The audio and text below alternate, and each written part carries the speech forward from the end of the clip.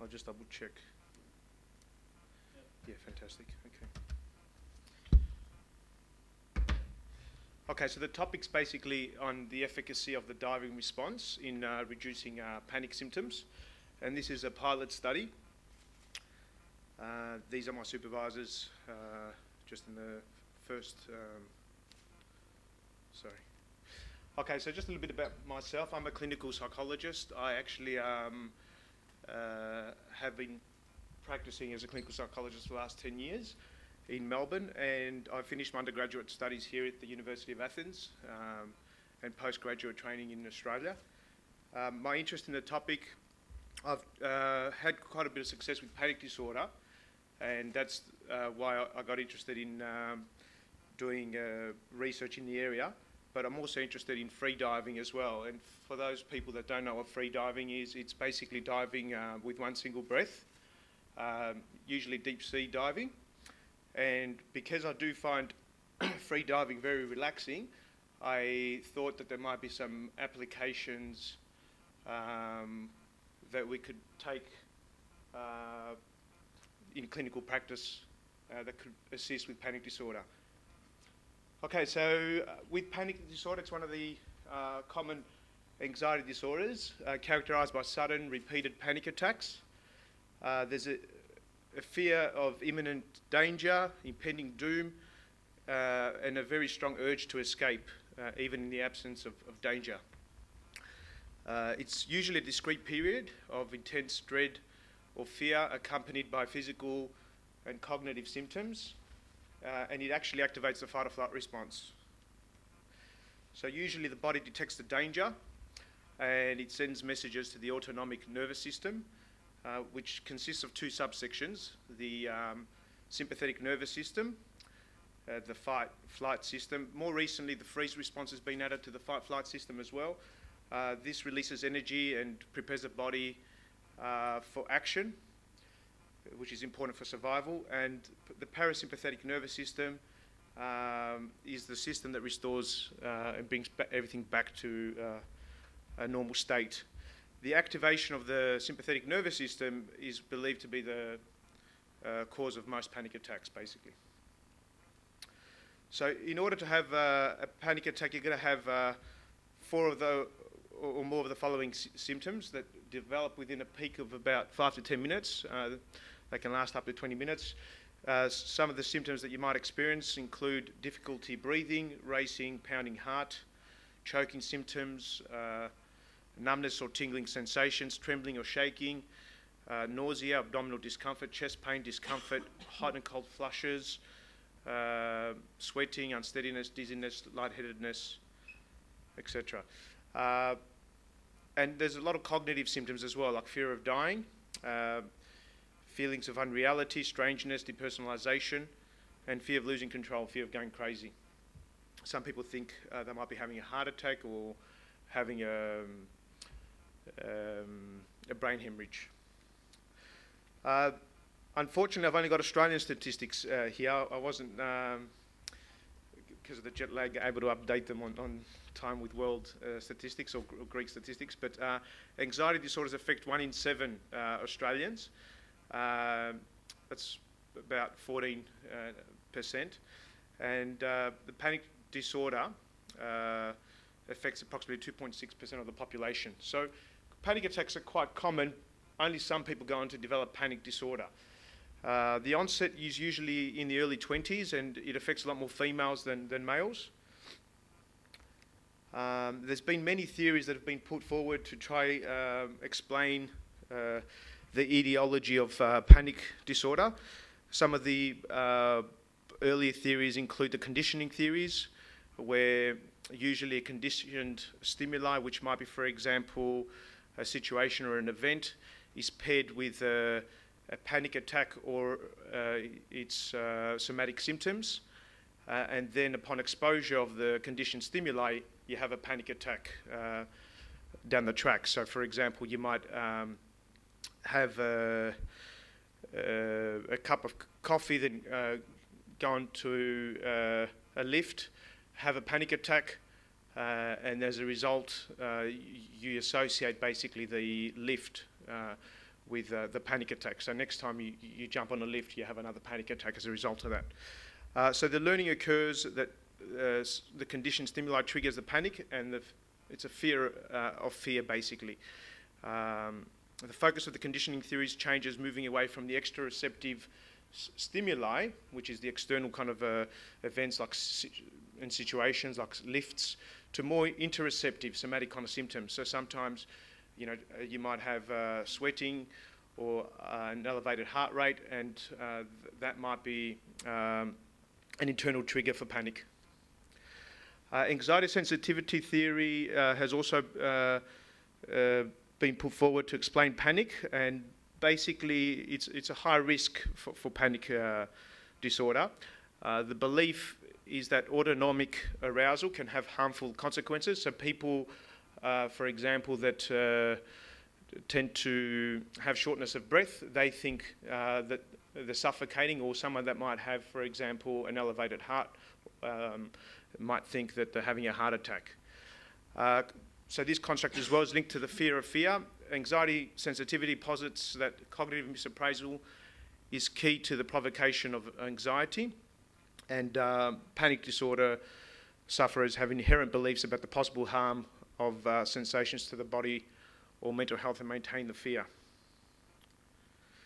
Also, a lot of cognitive theories have been put forward to explain panic, and these largely include basically catastrophic misinterpretations of somatic and other sensations being the key in the development of maintenance of panic disorder. So a lot of the time we might have negative panic cognitions, and they bring on physiological symptoms, and it then exacerbates more panic cognition. So it's a bit of a vicious cycle. And we know cognitive theories have their role to play, because obviously cognitive therapy is very effective as well with panic disorder. There's a lot of neurobiological theories as well that have been put forward. They view the underlying cause as being a biological disposition. There's lots of support for biological etiology.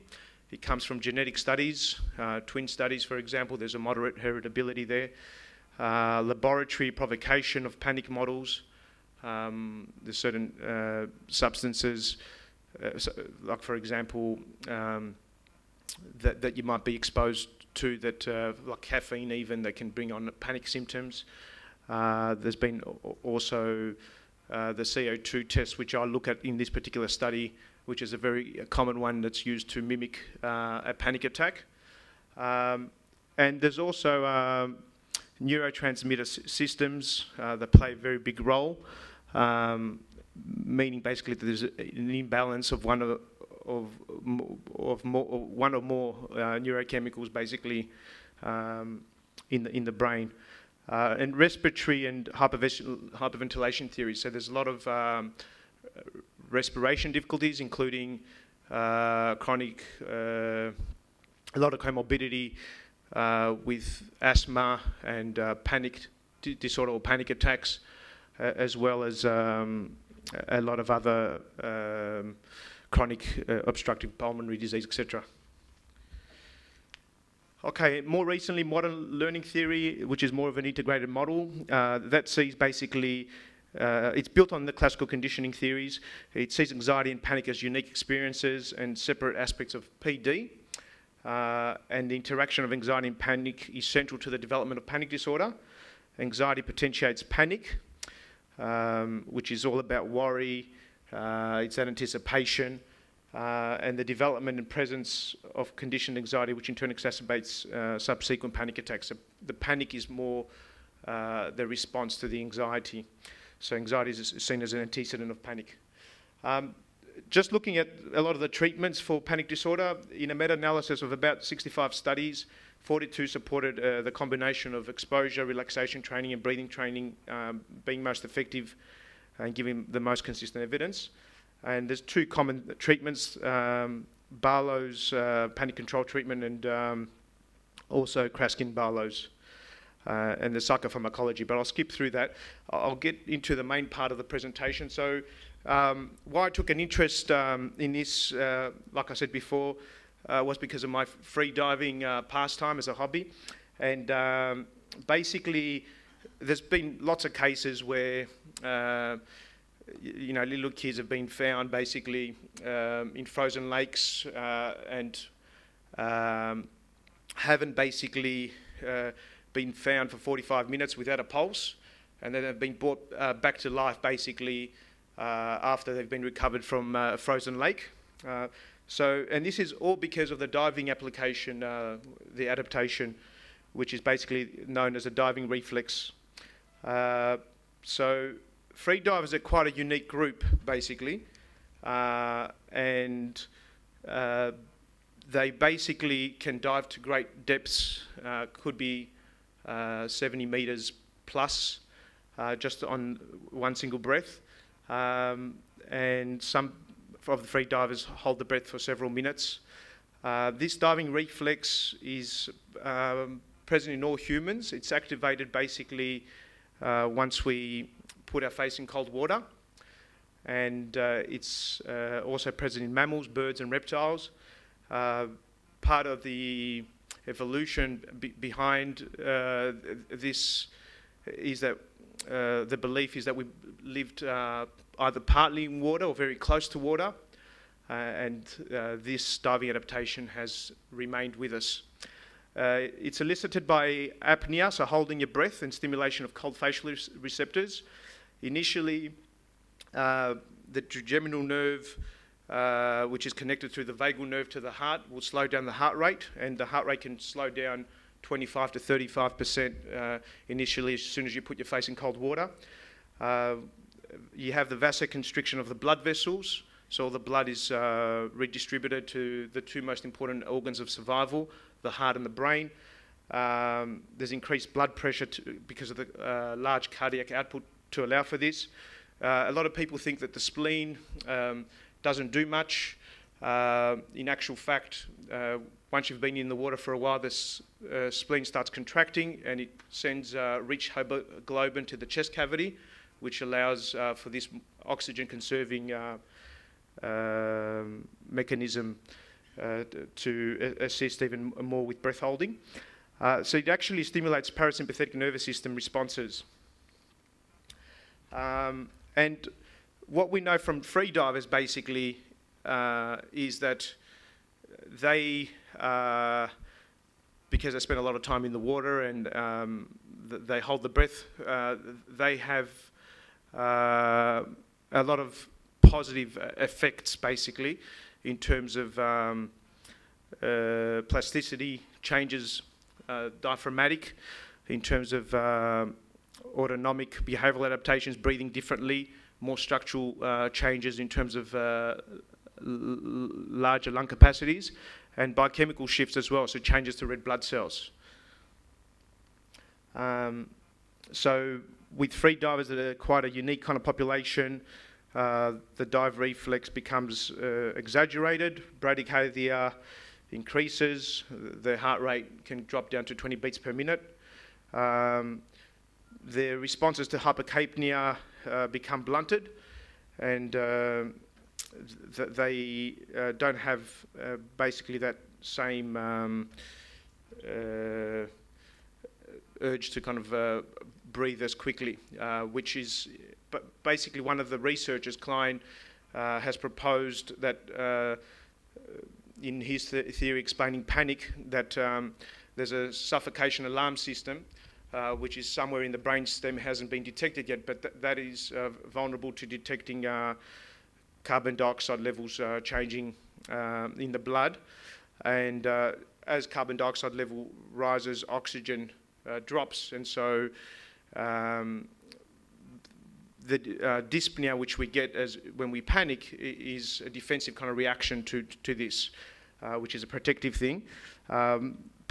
Panic participants are more likely to break out in dyspnea a lot quickly because of the CO2 levels changing, and they're more vulnerable to this, whereas free divers take a lot, have a lot more resistance to this.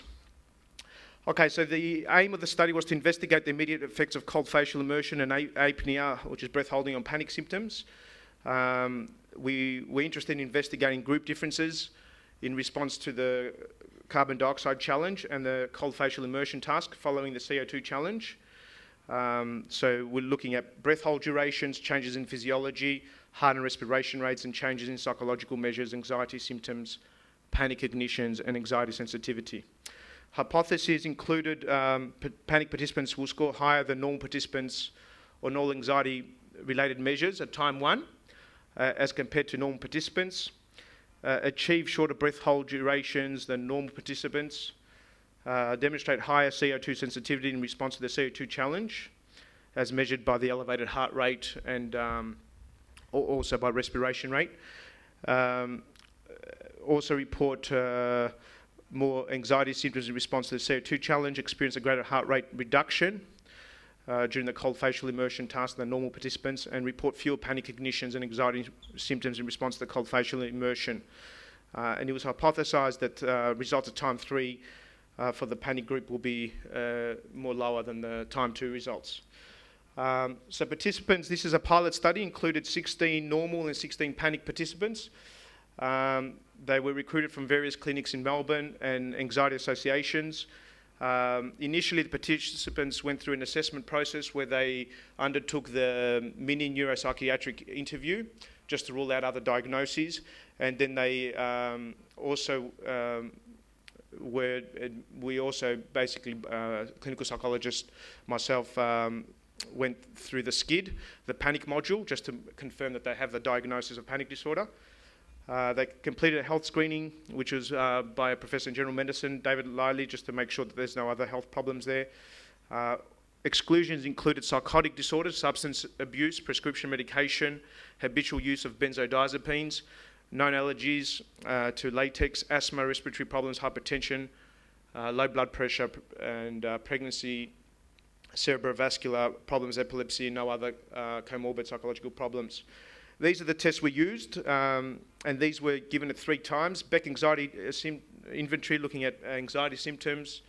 The time 1 test, looking at basically just the depression. Acute Panic Inventory, panic attack cognition, state trait anxiety, discomfort intolerance scale, that was only used at time 1, anxiety sensitivity scale, and visual analog scale. So the visual analog scale is just a scale pointing at how anxious participants are from 0 to 10. And the physiological measures were heart rate and respiration rate. All participants were asked to refrain from having any coffee, cola, any stimulants 2 hours prior, including cigarette smoking.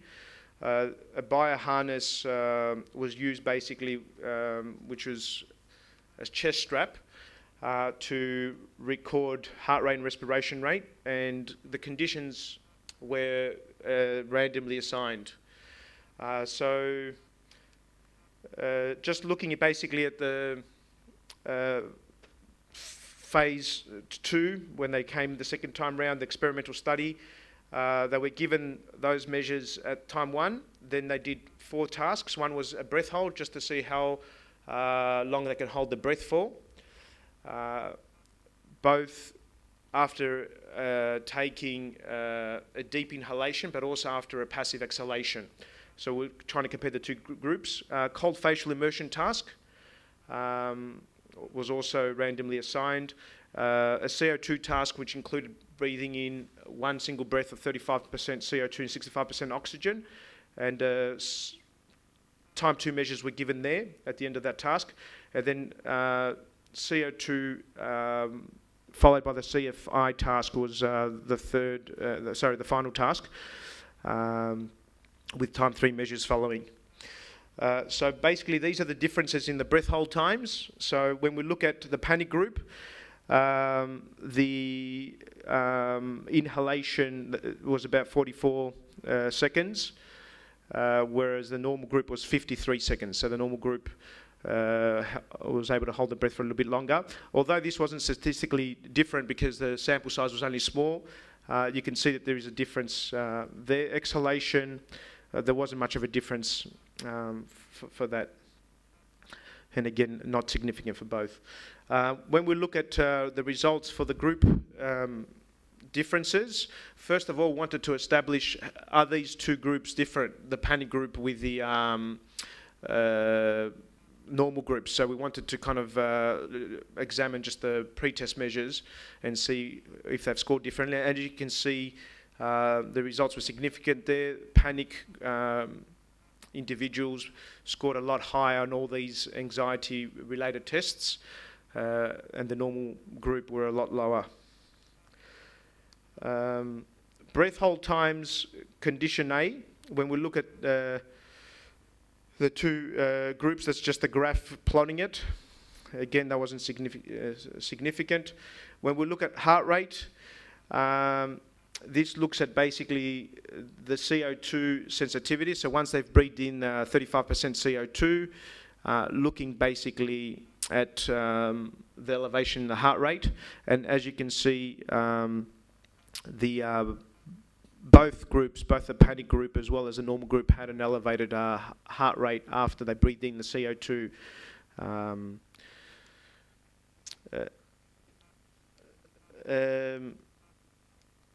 The anxiety sensitivity index, group differences at time 1, 2, and 3. So this is just looking basically at the results at the 3 different time levels. As you can see, it's statistically significant, meaning that there was a reduction at time 3 from both time 1 and 2. So the cold facial immersion was very effective in reducing anxiety sensitivity symptoms. Again, statistically significant. The anxiety symptoms reported on the Beck anxiety inventory were all reduced at time 3 as opposed to time 2 and 1. The acute panic inventory, that was statistically significant at time 3. As you can see, it reduced quite significantly from time 2, but not significant from time 1. The state trait, the state anxiety, that was reduced as well from both time 1 and time 2. Panic cognitions reduced quite markedly, especially in the panic group. From 29, that went down to 12. There was the cold facial immersion. When participants put the face in cold water, the heart rate went down from 95 to 65, so it's a good 30 heartbeats lower. And it was the same basically for the normal group. So it's a physiological reaction that happens to everyone. The difference is that it was able to change basically panic cognitions and reduce anxiety symptoms in panic participants. The visual analog, as you can see, there's a statistical difference there in terms of the cold facial immersion. And also comparing the research for concurrent validity ratings, were also matching those as well, so it was statistically significant. Implication of the study, this was only a pilot study, but panic patients may benefit from the innate diving response, the cold facial immersion, which stimulates the parasympathetic nervous system and counters the physiological fight or flight response. And the results may be also extended to other anxiety disorders. My grandmother used to always tell me, basically in the village where we come from, Greece, whenever you're not feeling well, to splash a bit of cold water in your face. It's a bit of an old kind of grandma's kind of tale in Greek culture, but obviously they knew something about this, I think, from many years ago. Conclusions: all participants experienced a significant decrease in anxiety symptoms and panic cognitions following the cold facial immersion task, and the diving response can reduce anxiety symptoms and reduce panic cognitions. They're the conclusions of the study. Second study is basically going to look at the applicability of the diving response in reducing panic symptoms. We're also looking at exploring whether individuals suffering from panic disorder can reduce panic symptoms with regular practice of cold facial immersion task, and whether we can introduce this to the cognitive behavioural bibliotherapy as a behavioural experiment in conjunction with CBT, just like a hyperventilation task is. Thank you for listening, and questions and feedback, welcome.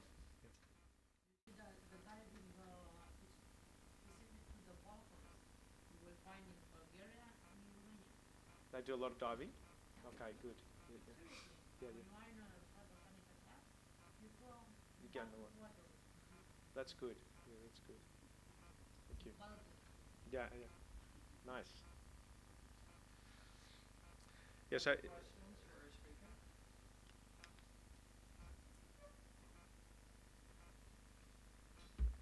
Thank you very much. Thanks very much. Cheers.